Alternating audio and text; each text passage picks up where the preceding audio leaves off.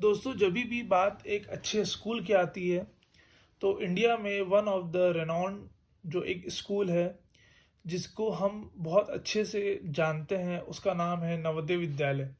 और अब तक आपको सबको पता ही होगा कि नवोदय विद्यालय के फॉर्म आ चुके हैं।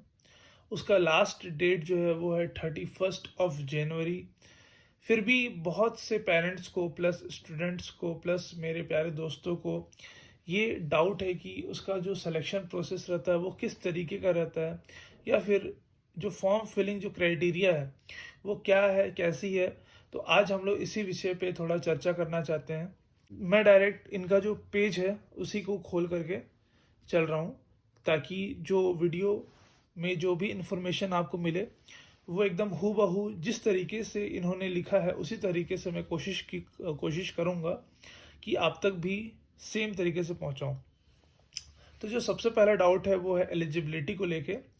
तो इसमें जो एलिजिबिलिटी जो है लिखा हुआ है, first point, candidate who are bonafide residents of the district and studying in class 5 in the academic session 2022-23 in government recognized or in government school in the same district where JNV is functioning and to which they are seeking admission। यानी कि जिस district में आपका जवाहर नवोदय विद्यालय है उसी district के ऐसे बच्चे जो कि अभी गवर्नमेंट, सेमी गवर्नमेंट या किसी भी प्राइवेट स्कूल में पढ़ रहे हैं, जो कि गवर्नमेंट के द्वारा आप लाइसेंस्ड है, मतलब जिसकी मान्यता है इन शॉर्ट में बोलूँ तो वो बच्चे जो कि फिफ्थ में अभी पढ़ रहे हैं, पॉइंट टू बी नोटेड कि जो एग्ज़ाम दे चुके हैं ऐसे बच्चों की मैं बात नहीं कर रहा हूँ। जो अभी एग्ज़ाम देने वाले हैं क्लास फिफ्थ के लिए, जो कि प्रिपेयर कर रहे हैं फिफ्थ के लिए, ऐसे बच्चे एग्ज़ाम जो है नवोदय विद्यालय का वो दे सकते हैं और इसके लिए फॉर्म भी फिलअप कर सकते हैं। सेकंड जो क्राइटेरिया है वो है student full academic session in each class and passed class third and fourth from government higher secondary or government recognized school and born between 1/5/2011, यानी कि 1 मई, फिफ्थ मंथ का मतलब होता है 1 मई टू 30/4/2013, यानी कि 30 अप्रैल 2013 तक।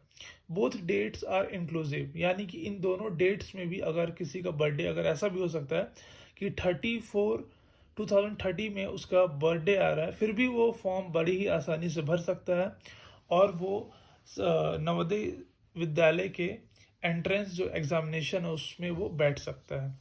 अब बात आती है लास्ट डेट कब है। तो इसमें साफ तौर पे लिखा हुआ है last date to apply is 31 January 2023, यानी कि 31 जनवरी 2023 से पहले पहले आप में से जिनके भी छोटे भाई बहन हो या जिनके भी बच्चे हों जो कि चाहते हैं कि उनका बच्चा इन फ्यूचर नवोदय विद्यालय में स्टडी करे, अपना फ्यूचर को ब्राइट बनाए, तो उनको 31 जनवरी 2023 तक ये फॉर्म जो है वो फिलअप कर लेना है। चलिए, अब जो सेकंड जो मोस्ट इम्पॉर्टेंट पॉइंट है वो क्या है कि सर छूट किनको किनको मिलती है, जो रिजर्वेशन है वो किन के लिए है और इसमें क्या फ्री होता है क्या फ्री नहीं होता। ये फ्री वाला चीज़ में हम लोग बाद में आएंगे। पहले मैं बात करता हूँ कि इसमें जो जो रिजर्वेशन है वो किनको है। At least 75% seats in district will be filled by candidates from rural areas। यानी कि मान लीजिए कि आप एक डिस्ट्रिक्ट में हैं, वहाँ पे दो टाइप के एरिया से, एक अर्बन है और एक रूरल है।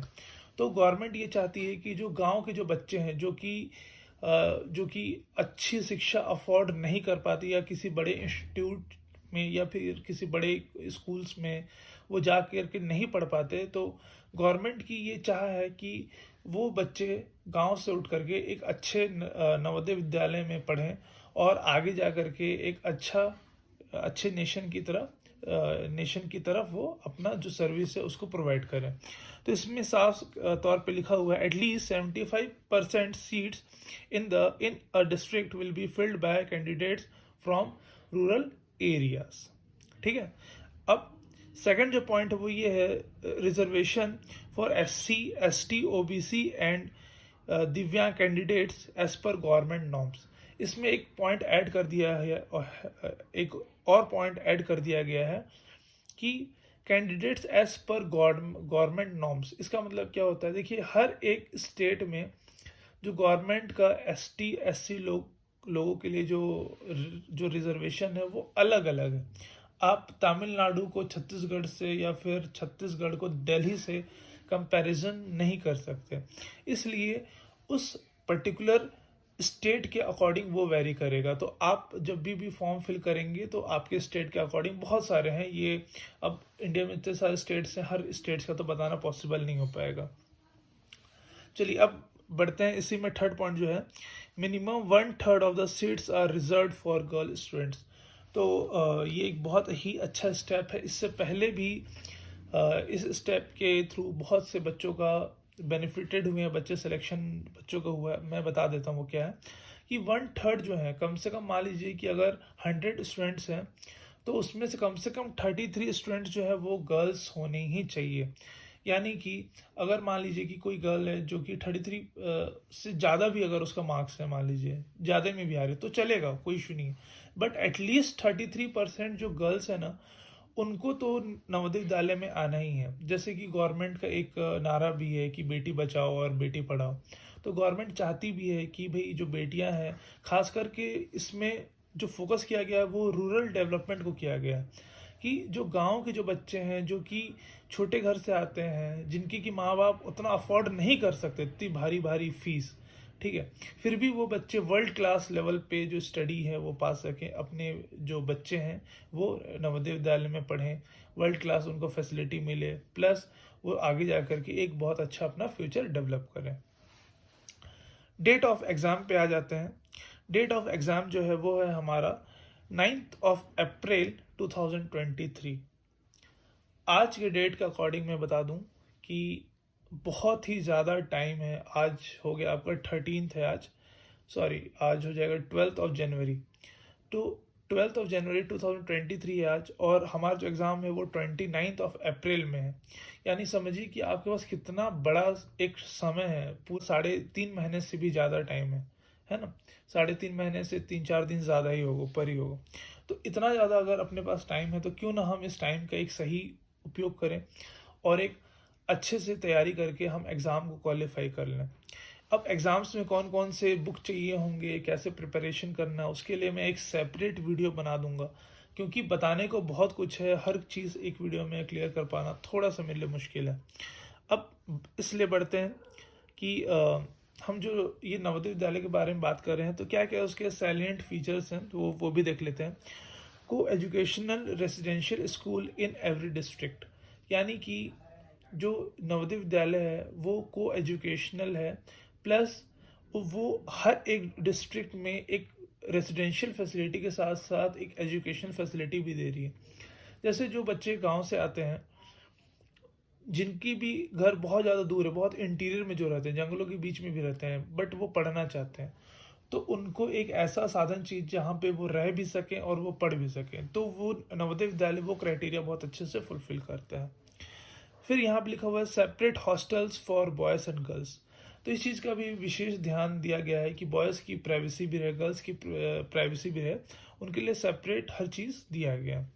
Free education, board and lodging, ठीक है, मतलब एजुकेशन भी आपकी फ्री है, बोर्डिंग भी आपकी फ्री है, और लॉजिंग भी आपकी पूरी की पूरी फ्री है, मतलब ठहरना, खाना, रहना, हर चीज़ आपको वहाँ पे फ्री ऑफ चार्ज मिलेगा। कुछ एडमिशन के वक्त पे थोड़े बहुत कुछ फॉर्मेलिटीज़ के थोड़े बहुत फीस लगते हैं, वो आपको सिलेक्शन के बाद ही अपने जो जवाहर नवोदय विद्यालय आप जाएंगे तो फिर वहाँ से आपको को क्लियर हो जाएगा। मोर और लेस गवर्नमेंट की है तो वो फ्री ही रहती है। फिर है promotion of sports and games. जैसे बहुत से स्कूलों में ये होता है कि सिर्फ और सिर्फ पढ़ाई पे ही ध्यान दिया जाता है, और बाकी जो बच्चे का ओवरऑल जो डेवलपमेंट है, जो बच्चे को एक गाइडेंस जो चाहिए होता है जिससे कि वो और भी ज़्यादा कॉन्फिडेंट फील करे, थोड़ा सा उसकी बॉडी लैंग्वेज भी अच्छी हो, उसके जो मसल्स है वो भी थोड़े स्ट्रेंथन हो, तो इन सब चीज़ों का भी ध्यान दिया गया। प्लस यहाँ पे बोल रहा है NCC, scout and guide and NSS, ये सारी चीज़ों की भी फैसिलिटी यहाँ पे दी हुई है।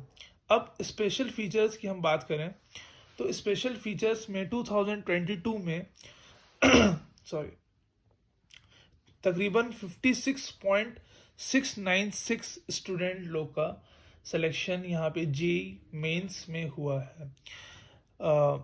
अगर नंबर्स की बात करें तो 4296 जो स्टूडेंट्स हैं आउट ऑफ 7585 ये जेई मेंस में सेलेक्टेड हुए हैं। जो लोग जेई मेंस को समझ रहे होंगे वो जानते होंगे कि कितना टफ होता है उसमें सिलेक्शन पाना। अब जब जेई एडवांस की हम बात जब हम करते हैं तो इसमें तकरीबन 33.7% जिन्होंने नवोदय विद्यालय से एग्ज़ाम भरा वो 33.7% उसमें से क्वालिफाइड हुए हैं। और एक चीज़ मैं आपको बता दूं कि ये बहुत बड़ा नंबर होता है ना। ठीक है, किसी भी एक एजुकेशन इंस्टीट्यूट से 33% जो बच्चे हैं वो जेई में एडवांस में सेलेक्ट हो जाएं।